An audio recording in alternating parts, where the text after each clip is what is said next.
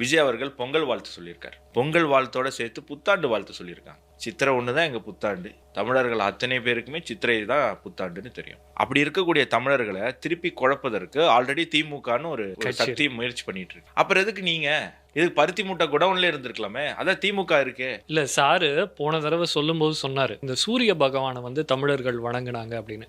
100% உண்மை.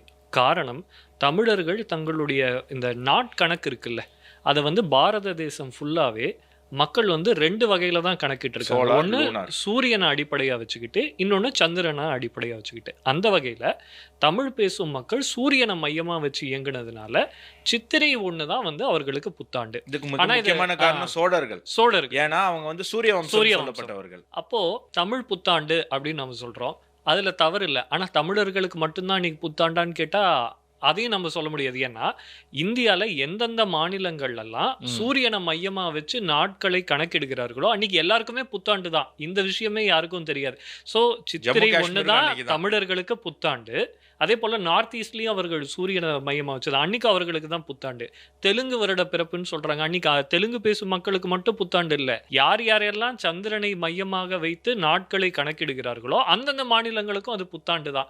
அப்ப தமிழ் புத்தாண்டுனாவே அதுல தேசியம் வந்துருது. இதை மறைக்கணும், இந்த சிஸ்டமை கொலாப்ஸ் பண்ணணும் அப்படின்றதுதான் இந்த தைய வந்து புத்தாண்டுன்னு சொல்றதுக்கு பின்னாடி இருக்கக்கூடிய சூட்சுமம். பொங்கலே எடுத்துக்கோங்க. போன தடவை அண்ணன் சொன்னார், நான் அதெல்லாம் படிச்சு காட்டுறேன். இப்ப தமிழ்நாட்டுல பொங்கல், அதே நாள் ஆந்திர பிரதேஷ் தெலுங்கானால சங்கராந்தி, அப்புறம் பெட்ட பண்டுகை அப்படின்னு சில பகுதிகளில் கொண்டாடப்படுது. இதே பண்டிகை பெரிய பண்டிகை. ஓகேவா? கர்நாடகால மகர சங்கராந்தி, கேரளால மகர விளக்கு. ஓகேவா? மகர விளக்கு தமிழர்களுக்கு தெரியாம இல்ல. எத்தனை பேர் சபரிமலைக்கு போறாங்களோ அத்தனை பேருக்கு தெரியும்.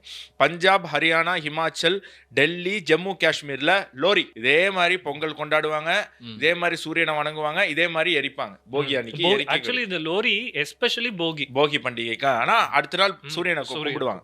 உத்தரப்பிரதேஷ், பீகார் போன்ற இடத்துல மகர சங்கராந்தின்னு சொல்றாங்க, கிச்சடி பர்வ் அப்படின்னு சொல்றாங்க. ஏன்னா இங்க பொங்கல் மாதிரி அங்க கிச்சடி பண்ணுவாங்க. அப்ப பாருங்க கிச்சடி பர்வ் எப்படி கனெக்ட் ஆகுதுன்னு பாருங்க, எப்படி தமிழர்களை பிரிச்சு வச்சிருக்காங்கன்னு பாருங்களேன். அப்படியே நீ இந்த கூட்டத்திலே எங்களை மட்டும் ஜெயிக்கவே, என் குடும்பம் மட்டும் சம்பாதிக்கணும், நான் மட்டும் பணக்காரனான, நீ நாசமா போ. உத்தராகண்ட், குஜராத்ல உத்தராயணம் சூரியனை மையமா வச்சு கும்பிடக்கூடிய பண்டிகை. சில பகுதிகளில் கூட்டியா அப்படின்னு சொல்றாங்க. மகாராஷ்டிரா, ஒடிசா, ராஜஸ்தான்ல மகர சங்கராந்தி. அப்படியே வெஸ்ட் பெங்கால், திரிபுரா போனீங்கன்னா பூஷ் சங்கராந்தி.